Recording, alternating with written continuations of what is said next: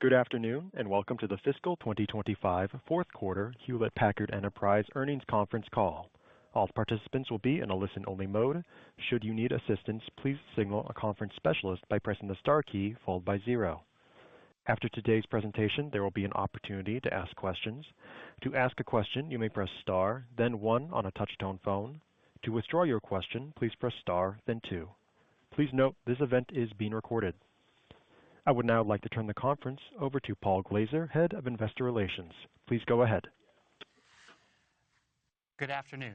I am Paul Glazer, Head of Investor Relations for Hewlett Packard Enterprise.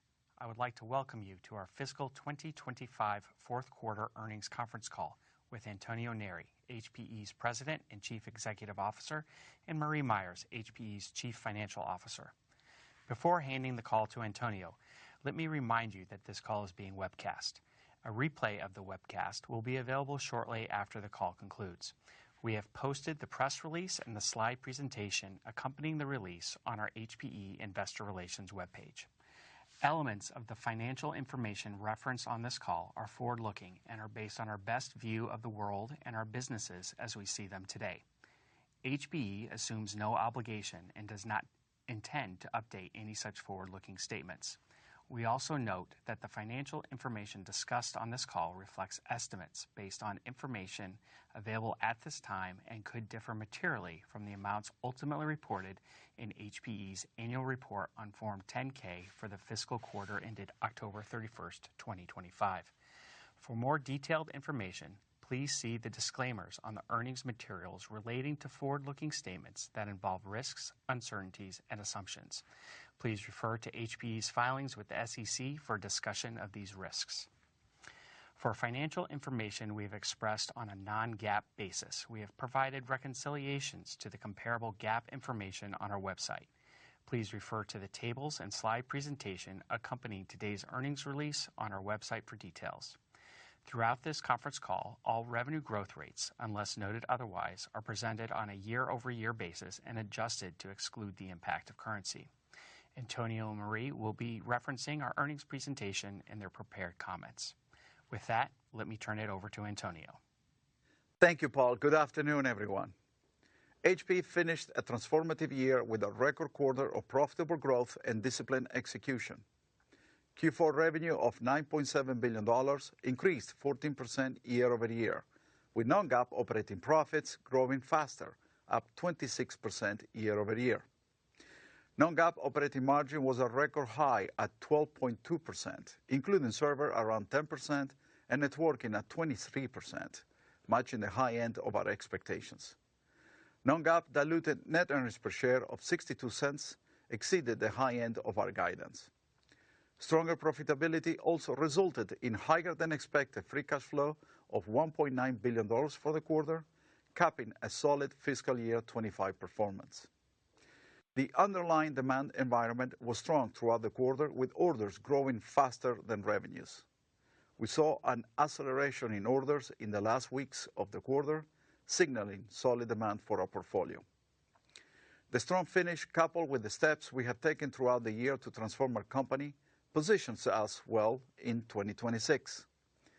Reflecting our continued confidence and ongoing technology leadership, we are raising our fiscal year 26 non-GAAP diluted net earnings per share guidance and the midpoint of free cash flow guidance. Marie will provide more details about our Q4 financial results and our new fiscal year 26 outlook in a moment. We intend to capture the opportunity in 2026 and beyond by pursuing the key priorities we outlined at the Securities Analyst Meeting in October. These are building a new networking industry leader, profitably capturing the AI infrastructure build-out opportunity, accelerating our high-margin software and services growth through our GreenLake Cloud, capitalizing on the unstructured data market growth with our leading Alletra MP storage offerings, and driving the transition to our next-generation server platforms. This strategy underpins our long-term financial framework. By fiscal year 28, we are committed to generating at least $3 in non-GAAP diluted net earnings per share and more than $3.5 billion in free cash flow with improved cash conversion cycles. I also want to highlight that we recently announced agreements regarding our H3C stake in China. We will sell our remaining 19% stake for approximately $1.4 billion, which we expect to close during the first half of calendar year 2026. These transactions support our plan to reduce our net leverage to around 2 times by the end of fiscal year 27. Looking back at fiscal year 25, I am proud of what a transformative year it was for our company. We celebrated our 10-year anniversary, a decade of focus, innovation, and technology leadership. We completed the acquisition of Juniper Networks, strengthening our position in the networking market to create a new industry leader. We scaled our GreenLake Cloud, hybrid cloud software, Alletra MP storage, and AI businesses to new heights. And we continue to improve our cost structure through our Catalyst initiatives to operate more efficiently. Overall, HPE delivered full-year revenue of $34.3 billion, a 14% increase year over year. Our revenue growth reflects solid performance across our 3 largest business segments and the addition of Juniper Networks. We exceeded our full-year outlook for non-GAAP diluted net earnings per share and free cash flow, delivering $1.94 and $986 million, respectively. Networking played a pivotal role in our success. Segment revenue increased 51% in fiscal year 25, achieving $6.9 billion, with the addition of 4 months of Juniper results. Orders for the new combined networking segment grew at a faster rate than revenues in fiscal year 25 as the market recovered. We saw strong double-digit order and revenue growth across our key segments of the networking market on a reported basis. Regarding the integration of Juniper, I am pleased with the significant progress we have made in forming a new unified leader in networking. In the 5 months since closing the transaction, we have brought together our teams, technologies, and go-to-market strategies, and the response from our employees, customers, partners, and the industry at large has been overwhelmingly positive. They are already seeing the benefits of our combined portfolio, the innovation we are driving, and the cohesive customer experience we now deliver. Across the industry, stakeholders have expressed enthusiasm for combined company ability to accelerate innovation, deliver greater value, and help organizations build secure, modern, and high-performance networks for the future. The new combined networking team is performing exceptionally well. We increased orders and revenues on a pro forma basis during the first full quarter as one team. As a combined company, we are able to better compete with our comprehensive industry-leading networking portfolio. We saw good traction with our core customer segments, enterprise and service provider. As we integrate Juniper Networks and HP Aruba Networking, we are building a modern, secure, AI-native networking portfolio, one that encompasses campus and branch, data center switching, routing, and security. By combining our unique strengths in AI ops, agentic AI, silicon IP, and go-to-market scale, we are positioning HP to capture greater market share and revenue synergies. Our networks for AI solutions grew in fiscal year 25, where we saw notable strength in both WAN and data center switching. We are on track to achieve networking for AI cumulative to order target of $1.5 billion by the end of fiscal year 26. The campus and branch business had a strong performance in fiscal year 25, with revenue up double digits, with orders growing above revenues. Our AI for network solutions leverage both Mist AI large experience models and Aruba agentic AI models, driving clear differentiation that is resonating with our customers. In our server segment, fiscal year 25 revenue grew 10% year over year. We signed $6.8 billion in new AI system orders in fiscal year 25. Sovereign and enterprise bookings now account for more than 60% of the cumulative orders since Q1 of fiscal year 23, demonstrating our strategy to prioritize profitable AI infrastructure build-out opportunities. In traditional servers, revenue grew double digits year over year, benefiting from a refresh cycle as customers upgrade to the latest generation 11 and 12 servers. These support greater workload performance with quantum-proof security, higher density, and lower power consumption. I am pleased that we have returned server operating margin to approximately 10% in Q4. As we look to 2026, we will draw on our supply chain expertise to secure critical commodity supply and exercise our pricing management discipline. We expect DRAM and NAND costs to continue to increase in 2026, the majority of which we expect to pass to the market while monitoring demand. Hybrid cloud revenue grew 5% in fiscal year 25. We added approximately 7,000 new customers to GreenLake, ending the year with approximately 46,000 customers. Total company AIR was $3.2 billion, up 62% year over year, with additional Juniper. We continue to differentiate ourselves in the market with unique cloud-native software, AI ops, and services, which together represented over 80% of AIR. In storage, we continue to make excellent progress in shifting our portfolio to our own IP. We closed the year with strong demand for HP Alletra MP, with 4 consecutive quarters of double-digit growth in both orders and revenue. We have now shipped over 7,400 Alletra MP storage arrays, more than doubling year over year. We added more than 1,300 new customers in fiscal year 2025, further solidifying our leadership in this space.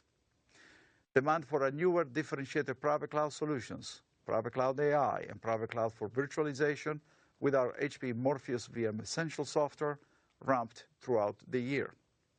We set new milestones, including approximately 100 new PC AI customers. Total orders for our Private Cloud solutions, which also includes Private Cloud Business Edition and Private Cloud Enterprise offerings, increased more than 20% year over year. HPE is proud to have been named a leader in the 2025 Gartner Magic Quadrant for Infrastructure Platform Consumption Services, positioned highest in execution and furthest in vision. This acknowledgement spotlights our innovative cloud-native software and services experience, which help customers accelerate transformation and drive operational efficiency across their hybrid IT environments.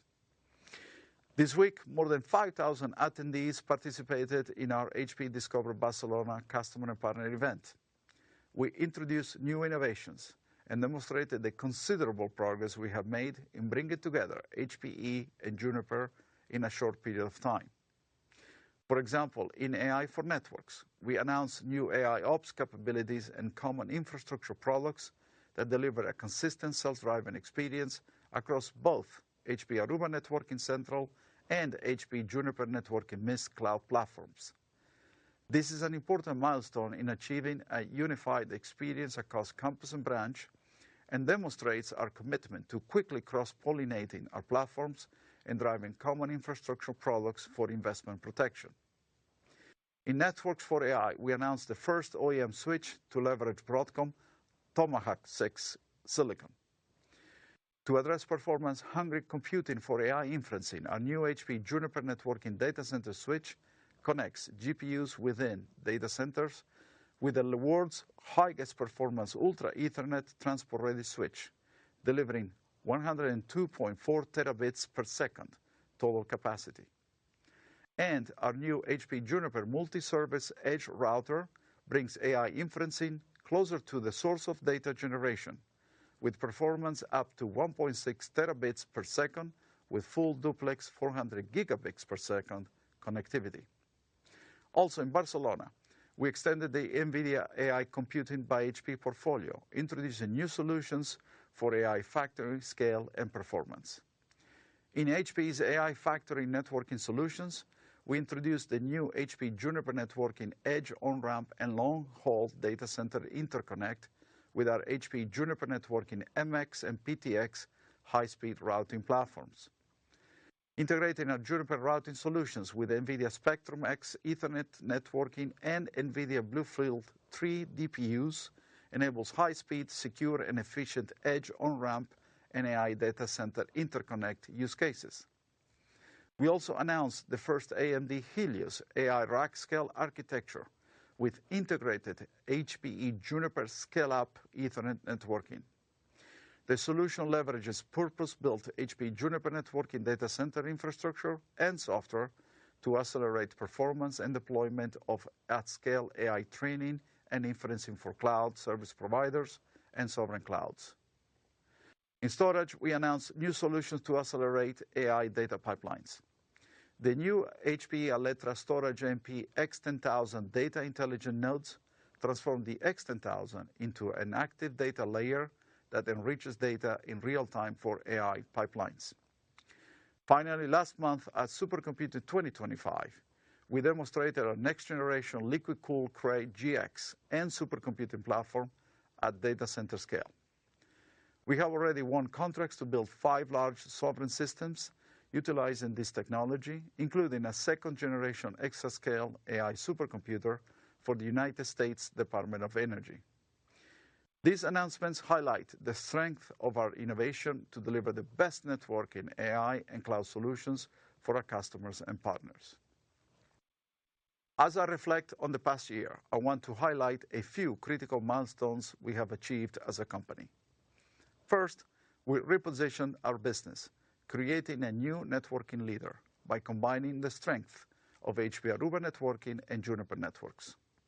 Second, we scaled our AI business with focus on sovereign and enterprise customers, representing more than 60% of our bookings. Third, we advanced our cloud business with innovative offerings such as our own Alletra MP storage for both structured and unstructured data, Cloud Ops Suite software, HPE Morpheus Enterprise, VM Essentials, and Private Cloud AI, which are all underpinned by our GreenLake cloud scale and experience. And lastly, we continue to improve our cost structure through our Catalyst initiatives to operate more efficiently by leveraging automation and new AI technologies. We enter fiscal 26 with a world-class portfolio and a stronger market position. Networking, cloud, and AI remain the 3 pillars of our strategy.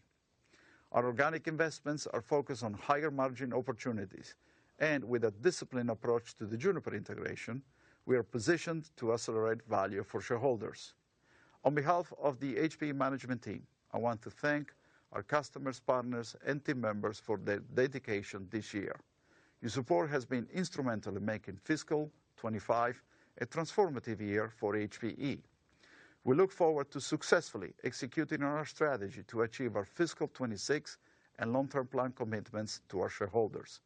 With that, I will hand it over to Marie for a detailed review of Q4 financial results and our outlook for Q1 and the full fiscal year 2026. Thank you, Antonio, and good afternoon, everyone. Fiscal year 2025 has been a transformative year for HPE. We took significant strides towards aligning with our long-term strategy, delivering on our commitments, and positioning the company for sustainable growth. We closed the acquisition of Juniper Networks, our largest ever, which has expanded our reach into the data center and significantly bolstered our scale in the networking sector. The integration of Juniper is a top priority, and I'm pleased to share that our execution is progressing well. While it's early days, the initial synergies we are seeing are encouraging, reaffirming our belief in the potential of this acquisition to drive higher margin and higher growth opportunities for HPE. We have established a robust foundation to transform our cost structure through Catalyst initiatives, which, combined with the synergies from Juniper, are targeting approximately $1 billion in annualized structural savings by fiscal 2028. We are pleased with the significant Catalyst-related cost reductions we captured in fiscal 25. We exceeded our target of achieving 20% of $350 million in annual run rate cost savings as our results track ahead of plan. As part of Catalyst, we continue to optimize and streamline our portfolio to become a more agile and efficient organization. Turning to fiscal year 2025, total revenue reached $34.3 billion, up 14% year over year. Non-GAAP diluted net earnings per share was $1.94, and free cash flow was $986 million, exceeding the outlook ranges provided at our security analyst meeting in October. GAAP diluted net earnings per share was a loss of $0.04, below our outlook range, primarily driven by accounting adjustments related to the acquisition of Juniper and treatment of preferred stock. We returned $886 million to our common shareholders through dividends and share repurchases, further demonstrating our commitment to delivering value to our investors. Non-GAAP operating expenses of $7.5 billion increased 11% year-over-year and declined 60 basis points as a percentage of revenue. Excluding Juniper, non-GAAP operating expense was down modestly year-over-year, driven by ongoing cost management initiatives. Let me highlight some key segment-related metrics from our fiscal 2025 results. Networking emerged as a standout performer of the year. The acquisition of Juniper was instrumental in driving this success, particularly in our WAN business. Overall, networking orders were up strong double digits year-over-year on a pro forma basis. Meanwhile, our AI server business also had good traction, with orders totaling $6.8 billion for the fiscal year and cumulative AI orders since Q1 fiscal 2023 reaching $13.4 billion. Additionally, we saw strong double-digit year-over-year growth in Electra MP storage orders, signaling momentum as we focus on HPE-developed intellectual property and innovation. Now, let me walk you through our fourth quarter performance. Revenue for Q4 was $9.7 billion, up 14% year-over-year and 6% sequentially, coming in slightly below the low end of our outlook range due primarily to the push-out of some AI shipments.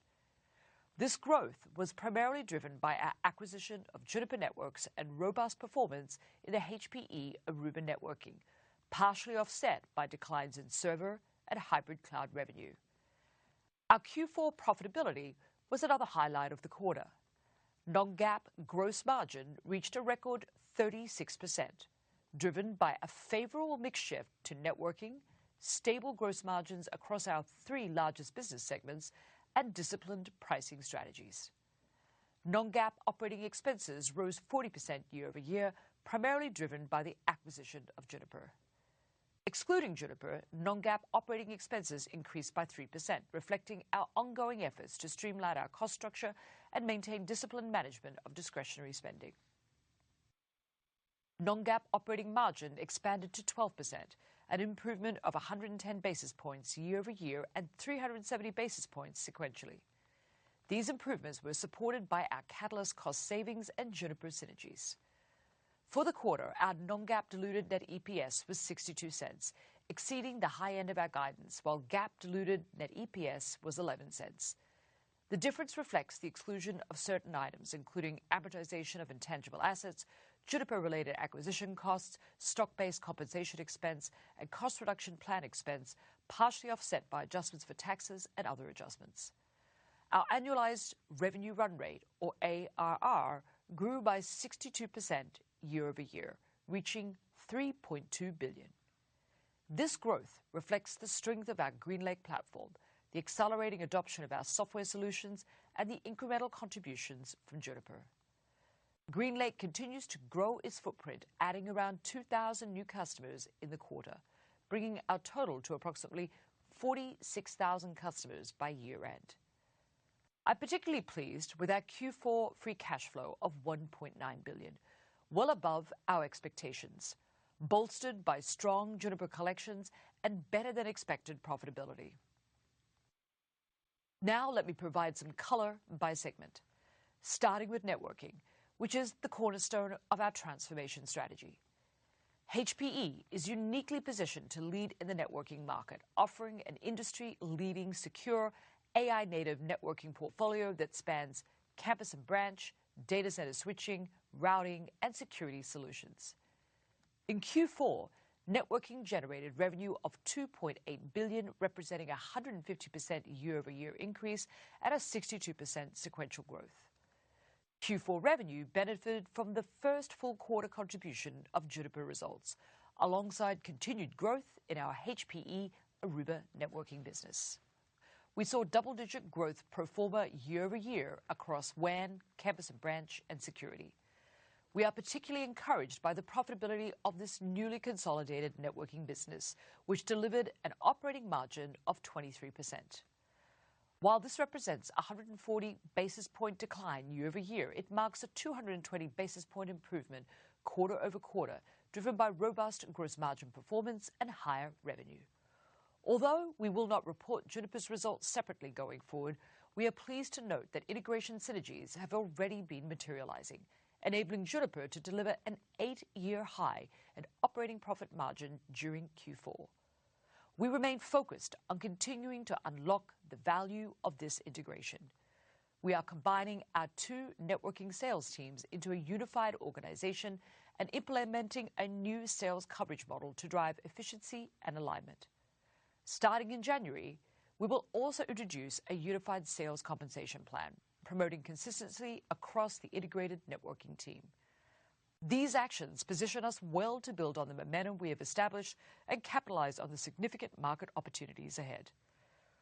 Moving to our server business.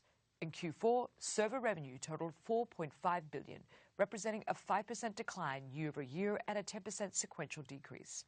This performance primarily reflects the timing of AI server shipments during the quarter and lower than expected U.S. federal spending. Despite these headwinds, we were encouraged by robust server order growth across both traditional server and AI offerings, with demand significantly outpacing revenue in this period. Momentum in traditional server was driven by the continued shift toward next-generation platforms, which contributed to higher average selling prices. Our Gen 11 and Gen 12 platforms now comprise approximately 98% of our traditional server revenue mix. As we look ahead, we will maintain a disciplined focus on balancing profitability and unit growth for our traditional server business, emphasizing volume and services attached to support sustainable long-term cash flow. Turning to AI systems, orders were strong in the fourth quarter, reaching $1.9 billion, largely fueled by demand for sovereign customers. Additionally, our AI server pipeline remains multiples of our backlog, underscoring the substantial interest we are seeing from sovereign and enterprise customers. It is worth noting that we expect AI demand to remain uneven, as some of our larger sovereign customers are placing orders with extended lead times, which may defer shipments to future periods. We successfully delivered an operating margin of approximately 10%, consistent with our outlook. We improved our margin performance by 340 basis points sequentially, a result of our disciplined approach to managing AI volumes, executing on traditional server pricing, and reducing operating expenses. Moving to our hybrid cloud segment, we reported revenue of $1.4 billion for the quarter, reflecting a 13% decline year over year and a 5% decline sequentially.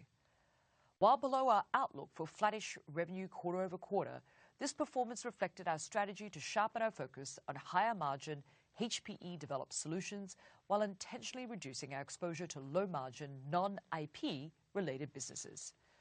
As part of this strategic pivot, we are encouraged by the continued momentum in our innovative offerings. Orders for Electra MP grew strong double digits year over year, underscoring the growing traction of this solution in the market. We are also seeing good growth in private cloud AI orders, which more than doubled sequentially, and we closed the year with approximately 100 new logos in this space. Hybrid cloud operating margin for the quarter came in at 5%, representing a 280 basis point decline year over year and a 90 basis point decline sequentially. This reduction primarily reflects the scaling of operating expenses as we continue to invest in innovative and transformative solutions. Turning to financial services, our financial services business delivered $889 million in revenue, roughly flat sequentially and down 2% year over year. Financing volumes totaled $1.5 billion, reflecting consistent demand within the segment. Operating margin expanded meaningfully to 12%, up 230 basis points year over year and 160 basis points quarter over quarter, driven by a favorable lease portfolio mix and lower bad debt levels. Our Q4 loss ratio held steady at approximately 0.5%, while return on equity reached 21%, our highest level in over 5 years. These results underscore the strength and resilience of our financial services portfolio. For the quarter, we delivered strong operating cash flow of $2.5 billion and free cash flow of $1.9 billion, reinforcing our disciplined approach to financial management. Generating robust free cash flow and successfully integrating Juniper remain top priorities as we execute our fiscal 2026 strategy. Our Q4 cash conversion cycle improved last quarter by 5 days to 30 days. This was driven by a decrease in days receivable, largely due to strong collections for Juniper, including early payments, and a decrease in days of inventory due to lower purchases, offset by a decrease in days payable due to higher vendor payments. Inventory ended the year at $6.4 billion, reflecting a 19% decrease year over year and an 11% sequential decline. We continue to demonstrate our commitment to a balanced capital allocation strategy. During the quarter, we returned $171 million through dividends to common shareholders and an additional $100 million via share repurchases. At the same time, we reinforced our financial strength by improving our pro forma net leverage ratio from 3.1 to 2.7 times, primarily due to an enhanced cash position resulting in a net paydown of $2 billion of term loan debt. In terms of portfolio optimization, as announced previously, we are selling the entirety of our remaining interest in H3C in transactions valued at $1.4 billion, subject to regulatory review and approval. We expect to conclude both sales in the first half of calendar 2026 and intend to use the proceeds to further deleverage our balance sheet, aligning with our strategic objective of maintaining a strong and flexible financial position. Before I get into the details of our guidance, let me first address the industry-wide commodity cost inflationary environment and provide some context around the actions we are taking. We are monitoring the DRAM and NAND markets daily and taking mitigating actions to preserve our margins. This includes partnering with our suppliers, taking pricing actions, and working with our customers to shape demand. Overall, we expect to pass through the majority of component cost increases while monitoring demand elasticity with our customers. These dynamics are factored into our outlook, with our server business most exposed, followed by storage and then networking. We will continue to focus on what we can control while navigating the environment as it evolves. Turning to our FY26 outlook, we are reaffirming our revenue growth outlook range of 17 to 22% on a reported basis, or 5 to 10% on a pro forma basis, as was provided at our security analyst meeting. We expect our revenue mix to be approximately 46% in the first half and 54% in the second half, which is a bit more back-ended than our typical seasonality, given the composition of our AI server backlog and pipeline. We are raising our full-year networking revenue growth outlook to 65 to 70% on a reported basis, implying approximately $11 billion, as we see strong traction in the marketplace for our combined portfolio. The approximately $11 billion in revenue now translates to a mid-single-digit growth on a pro forma basis. Our FY25 pro forma baseline shifted approximately $300 million related to the move-out of non-core assets to corporate and other, aligned with our restated financials for the new segmentation effective November 1, 2025. We are optimistic about our networking outlook with the commencement of our sales day one on January 1st, when we combine our sales forces. We will update you on our progress as we move through the integration. We expect operating profit margin in the low 20% range, driven by top-line growth and our cost optimization initiatives, resulting in networking constituting greater than 50% of our total operating profit for the year. We are reaffirming our cloud and AI revenue growth outlook of mid-single to low double-digit rate growth and operating margin of 7 to 9%. Given the increasing mix of sovereign customers and our AI backlog, we expect the majority of the backlog to be realized in the second half and beyond. We remain focused on prioritizing profitable server growth, implementing pricing actions to counter rising commodity costs, while balancing the shift to higher margin owned IP. We are raising our fiscal 2026 non-GAAP diluted net EPS outlook range to $2.25 to $2.45. We expect to recognize approximately 53% of EPS in the second half. Our revised outlook for seasonality versus what we provided at SAM reflects the rapidly shifting component environment. We now also expect a higher GAAP diluted net EPS range of 62 cents to 82 cents. These estimates reflect a fully diluted share count of 1.44 billion, non-GAAP tax rate of 14%, and OI&E of approximately $650 million. In addition, given faster than expected benefits from the integration of Juniper, we are raising the midpoint of our FY26 free cash flow outlook and now expect a range of $1.7 to $2 billion, which includes approximately $700 million in costs related to the Juniper and Catalyst programs. Our slightly increased cash expense outlook reflects accelerated implementation of Catalyst-related initiatives at FY26. For Q1, we expect total revenue will be between $9 and $9.4 billion, with sequential revenue decline roughly in line with historic seasonality. For networking, we expect revenue to grow 145 to 155% year over year on an as-reported basis, or the high end of our updated pro forma revenue growth target range of mid-single digit. This growth is driven by strength in our backlog and Juniper seasonality. We expect continued strength in the business and synergy realization to drive an operating margin rate in line with our full-year guidance. In cloud and AI, we continue to see the impact of lumpiness in AI server revenue and expect a sequential decline in the AI server revenue, with the majority of AI deals shipping in the latter half of the year. Given the expected mix shift towards traditional server and benefits from recent pricing actions, we expect operating margins for cloud and AI to be slightly above the high end of our FY26 target range. On a consolidated basis, we expect Q1 total operating expense to decrease sequentially. Combined with our commodity cost pricing mitigations, we expect our non-GAAP total operating margin rate to be up slightly sequentially. Consequently, we expect non-GAAP diluted net EPS between 57 and 61 cents and GAAP diluted net EPS between 9 and 13 cents. In closing, FY25 was a year of transition for HPE as we repositioned the company for its next phase of growth, completing the integration of Juniper and taking decisive action on our cost structure. There is more work ahead, but we believe we have the right strategy, the right portfolio, and a clear path to making HPE a leaner, more efficient company aligned with the networking, cloud, and AI needs of our customers. I'm confident in the opportunity in front of us, and we remain firmly committed to consistent execution and the financial framework that we outlined for profitable growth and strong cash generation.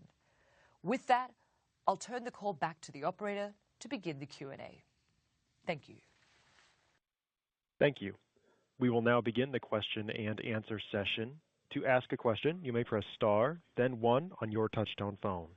If you are using a speakerphone, please pick up your handset before pressing the keys. If at any time your question has been addressed and you would like to withdraw your question, please press star, then 2. In the interest of time, please limit yourself to one question. The first question will come from Amit Daryanani with Evercore. Please go ahead. Good afternoon. Thanks for taking my question.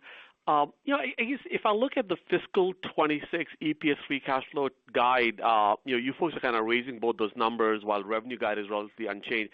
I assume this is just networking mix that's helping you a bit over here.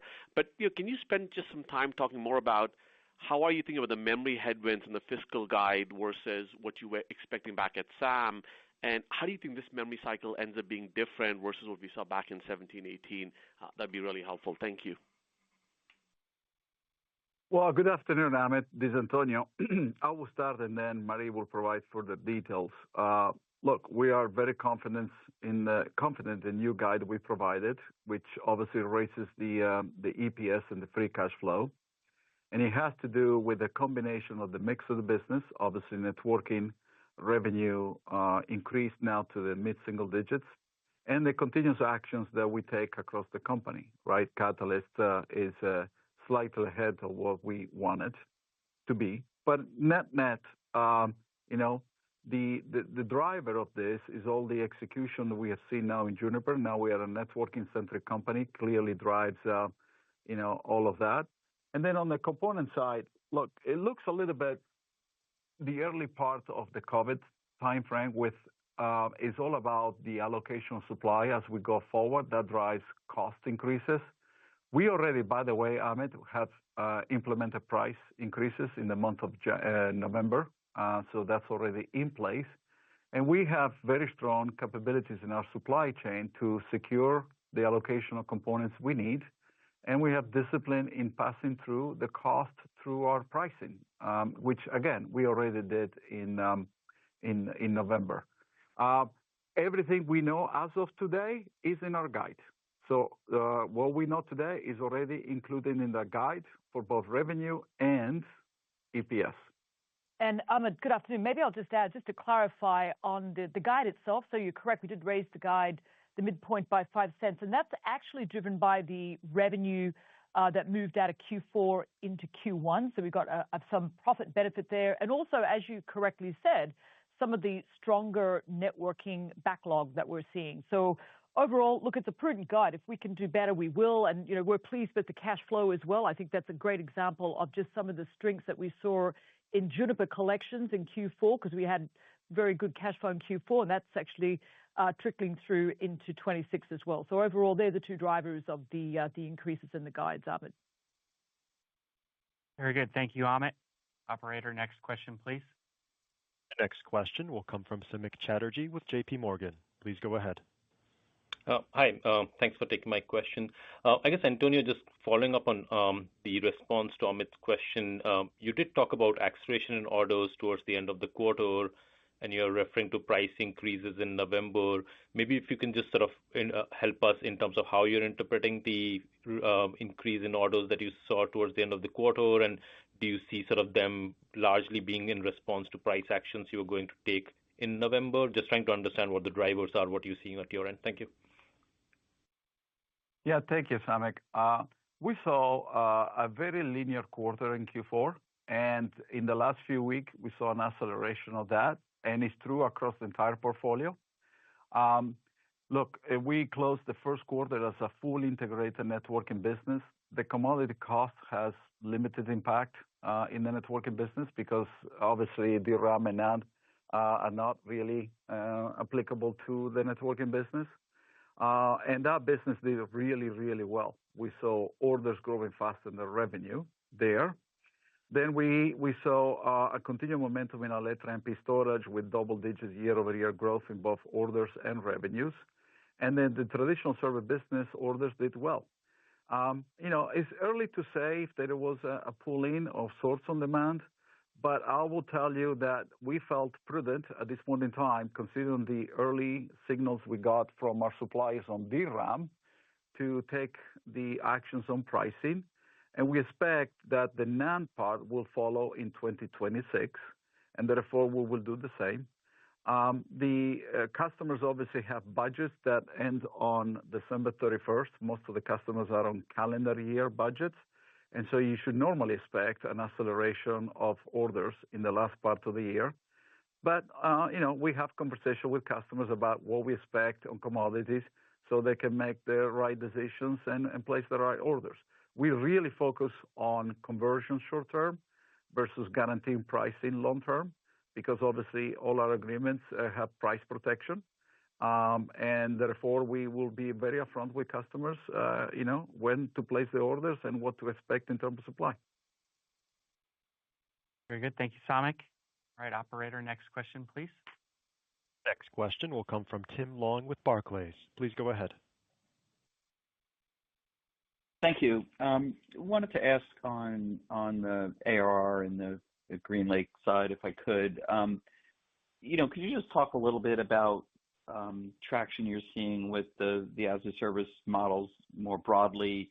And then obviously the ARR jumped up a little bit with Juniper Mist being added. If you could just talk a little bit about, you know, what adding Juniper does to this part of the model. Does this help maybe accelerate, obviously, the networking part, but are there any, you know, broader benefits by having the two companies combined on the GreenLake side? Thank you. Yeah, thanks, Tim. Look, all the AIR we added from Juniper is in the software subscription services. Because remember, our AIR is a combination of call it the SaaS, which is the software subscription on GreenLake. And that's a combination of networking with Aruba Central, obviously all the hybrid cloud software with Morpheus, VM Essentials, Zerto, OpsRamp, and the like, and also the storage business, right, with Alletra MP. And then we have the GreenLake Flex, which is the pure consumption model, which obviously is inclusive of hardware and financing. And the financing is only for the operating leases part of the equation. But the additional Juniper comes all the software subscription that are tied to things like Mist and Apstra and so forth. In fact, one of the key announcements we made yesterday when I was in Barcelona is the integration already of Apstra with OpsRamp as a part of GreenLake. That's an acceleration of AIR. But look, we now have a baseline that represents 80% of the AIR is software and services. And that's very, very high. And as we continue to grow the networking business, which now we are at the core, I will argue, a networking-centric company with a tremendous amount of innovation. If you look at the innovation this week, has been significantly higher than any other event we have had in the last few years. Rami came strong and articulated the strategy about cross-pollinating the Mist and Aruba Central. That means both will get the benefits of each other, which means more software added through the AI ops. In addition to the fact now we support dual hardware on both platforms. We also announced the new Juniper QFX fabric, which is first direct liquid cooling. He took advantage of our direct liquid cooling. And that has also a component of software that will go into the subscription. So that's what we're seeing. And so obviously now we have a $3.2 billion AIR, and from there we expect to continue to grow at the bigger base, obviously. And that's where we are excited about what comes next with GreenLake. And all the AI ops intelligence we build around it. Thank you, Tim. Next question, please. Next question will come from Eric Woodring with Morgan Stanley. Please go ahead. Hey guys, thank you so much for taking my question. Antonio, I'm going to go back to kind of where I'm in Samik, we're touching on the commodity stuff. You know, I just really want to understand your thoughts on the pass-through and demand elasticity, because you know we can look at server DRAM contract pricing up to 50% in 4Q alone. DRAM's obviously a considerable part of the server bill of materials. You know, I guess simple math would say you'd have to raise pricing, 15% just to account for the contract pricing in 4Q alone. So I guess maybe just, is that the implication that you're kind of referencing here? And second, what are you assuming for demand elasticity? Just because if we take your kind of cloud and AI guide, it does assume a notable acceleration in growth through the year. So I'd love to just understand, are you talking about pricing increases, that considerable? And two, how do you expect demand to respond? Thank you so much. Thank you, Eric. I think you're spot on. I think you're not that far, to be honest with you. You may be a little bit short, in fact. I will say, look, we have made pricing changes to reflect exactly what you say, which is the DRAM cost and the percentage of the mix of that in the BOM in our servers. And we expect that the NAND part of that will follow as we go forward. As demand elasticity, look, there are benefits to upgrade because we have shown customers that you can take a generation 10, which is maybe 40 years old, down to 7 generation 10 servers, down to 1. That helps reduce your energy cost by 65%, get better performance on a per core basis, more density, and at the same time, you can pay off that investment in less than 2 years. So the depreciation of that return is very, very fast. So as we said in my remarks, we are going to monitor the cost and the demand. And I think you will see a rebalancing over time between units and, revenue. But remember, more than 2/3 of our AUP is structural. So I believe there are unit growth that we'll continue to see, but maybe a little bit more muted than maybe expected 6 months ago. But on the balance, the revenue will grow as implied in our revenue guidance because of this AUP mix shift.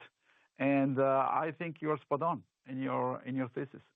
And I'll just add, Eric, look, we're using multiple tools. You hit on pricing, but, also, look, we've been down this track before. We know that, other tools like demand shaping are critical to use through this process. So we will be looking at how we can shape demand, with the parts that are available while we try to balance some of our key customer relationships. But as Antonio said, our guidance really reflects the best estimate of the impact of commodities and the actions as of now.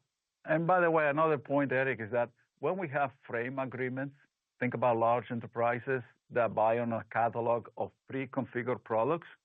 There are price protection guarantees there. So, obviously there is an ability for us to raise prices as a part of the changes we see in the industry. Thank you, Eric. Next question, please. Next question will come from Wamsi Mohan with Bank of America. Please go ahead. Yes, thank you. I wanted to clarify some of the comments around seasonality. In your slides, you talk about the $9 to $9.4 billion in 1Q is a decline consistent with historical seasonality. But I think, Marie, you said that there were some push-outs of servers from 4Q to 1Q. So should that not be driving much better seasonality and sort of a higher outlook in fiscal 1Q? And similarly, you noted that the AI server lumpiness and sort of timing will drive the second half of the fiscal year much higher relative to the first half. It's like different seasonality. So I'm just trying to piece those pieces together. What's baked in from push-outs into 1Q, and would the seasonality have been even worse had those push-outs not occurred? So hopefully you can just maybe put that all in some context. Thank you. Sure, no problem, Wamsi. So why don't I just clarify the seasonality with respect to Q1, then I'll turn to Antonio to talk about the AI timing. So with respect to Q1 seasonality, the way to think about it is spot on. We did have some AI deals that moved out of Q4 into Q1. Now, but just bear in mind that from a Q1 perspective, it is in line with our normal sort of historic seasonality for Q1 revenue. So sort of use that as an anchor to think about the year. And I think in the prepared remarks, I did mention that we have a split between revenue of 46% in the first half and 54% in the back half. So use that as another way to sort of think through the seasonality. So hopefully that gives you the context on Q1. And then I'm going to sort of turn it to Antonio to talk specifically about the back half and how we see the AI shipments sort of placing themselves throughout the year. Antonio, over to you. Yeah, Wamsi, look, on the AI conversion, right, because now more than 60% of our orders are in sovereign and enterprise, and obviously enterprise is a very large number of deals that gets through, but they are smaller in size compared to potentially a sovereign AI cloud, which obviously is much larger. But when I think about that, look, they are longer to convert for a number of reasons, right? Number one, obviously, is the whole procurement process is much longer to get the funding locked and so forth. The data center readiness, the availability of power and cooling and the like. And some of these deals, by the way, are not current technologies. Maybe they are for the back half set of technologies, particularly with NVIDIA, Vera, and Rubin. So you have a combination of factors there. In regard the push out of the deals, look, there were some deals for the government related. They take time. They take time to really get the machine up and running again. Remember, we're just now a handful of weeks here since they came back online. That may take an extra full set of weeks. And then there was one particular deal that they weren't ready with the data center. And so we deploy a number of pods, and those other pods will take a number of incremental weeks to get it done. So we expect that the back end of the year will have the biggest part of the AI revenue conversion. But at the same time, we continue to stay focused on those two segments because they are the focus there is because of our ability to play and win with the right margin profiles and the right working capital. Thank you, Wamsi. Next question, please. Question will come from Aaron Rakers with Wells Fargo. Please go ahead. Yeah, thanks for taking the question. I wanted to ask about the networking business. It looks like on a pro forma basis, using Juniper's results, you grew kind of in the low to maybe mid-teens range year-on-year this last quarter. It looks like you're guiding kind of the pro forma number to kind of grow in that mid-single-digit range this next quarter and in that range for the full year. I'm curious of why necessarily you see a deceleration in that. Is that conservatism? And if you can you talk a little bit about Juniper's positioning in some of these AI fabric build-outs, what your discussion's been with customers thus far? I think Juniper's had a position in some larger build-outs in the past. Thank you. Yeah, no worries. Why don't I just talk a little bit about the revenue and how we're thinking about it? Yes, you're right.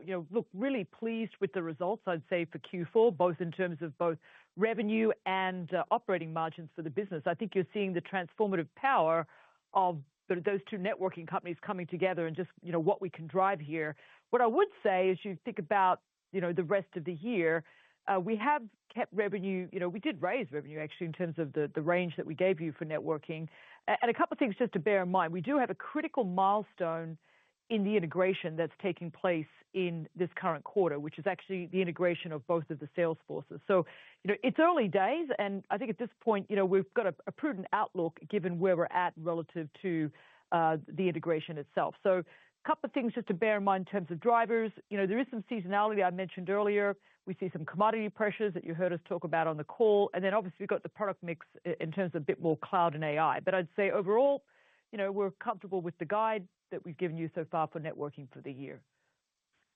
So, Tim, look, this is, in my mind, it's very simple. We have an incredible portfolio. In the campus and branch, we continue to make tremendous traction. Both platforms are winning in the market. There is more about integrating the sales force, getting them stabilized from an account coverage perspective. I think the channel will be the opportunity for us to drive upside because they are all super excited about that part of the business. And look, we had major wins on both sides. And so we expect that to continue in 2026. On the data center switches side, we expect that business to grow at or above market as we go forward. Networking for AI, we said we expect to achieve $1.5 billion by the end of 2026. Obviously, some of that will carry into 27 because you have the backlog conversion that have to take place. The one area that I am actually more excited in many ways is the routing business. The MX platform is the standard for on-ramp cloud. It is an amazing product that really is winning in the market. And even the PTX for the DCI, meaning the data center interconnect for long haul, is the reference. And that business has a very large backlog that will convert later in the year. And Marie referenced to this. I think it's important that all of you remind yourself that Juniper is a back-end loaded conversion to revenue. That has been always the case. And that's why we have given this seasonality in line to also what HP is going to do. But based on what we know today and the line of sight of the integration, and still have to go through the sales integration on January 2nd, we still raised the revenue guidance to now call it the mid-single digit, call it the 5+%, which is almost double of what we gave you at the security analyst meeting at the midpoint, which was between 2 and 5%. So that tells you we are in growing confidence. And as we go forward, we will see how the team executes. But look, we believe there is a tremendous opportunity. And, and the goal there is the goal for us is all about execution. Thank you, Aaron. All right, operator, last question, please. And your final question today will come from Asiya Merchant with Citigroup. Please go ahead. Oh, great. Thank you for squeezing me in here. Marie, if I can just ask about the sale of the assets that you have and how that is reflected in your OI&E. I believe the OI&E figure didn't really change from what you provided at the analyst event. So how should we think about the sale and how that should be factored into the OI&E? Thank you. Look, Asiya, at this point, I assume you're talking about H3C. Look, everything's factored into the OI&E numbers that I gave in my prepared remarks. We'd actually planned for this all along in 26, so it's all captured there in the prepared remarks that I gave you in the call today, Asiya. Thank you. Yeah, no, thank you. Thank you for the patience today. Look, Maria and I provided a lot of details. We provided a lot of data. I'm sure you will have follow-up questions that the IR team will handle. But we felt that this was the right time to give you as much data as possible as we enter 2026. And look, I will say that 2026 is a year where the HPE has the opportunity to not only deliver what we committed, but really drive the transformation of this company to a new height based on the fact that we are now a networking-centric company. And on that foundation, with the latest innovation, we will deliver great experiences, growth opportunities in both cloud and AI. But we will maintain that strong discipline, focus on growth and operating margins that ultimately drive profitable growth and free cash flow. And I believe our strategy is working and the Juniper integration is working. And so that's what I will leave you today. And I take this opportunity to thank you for your coverage and feedback. And if I don't speak to you, I wish you and your families happy holidays. Conference has now concluded. Thank you for attending today's presentation. You may now disconnect.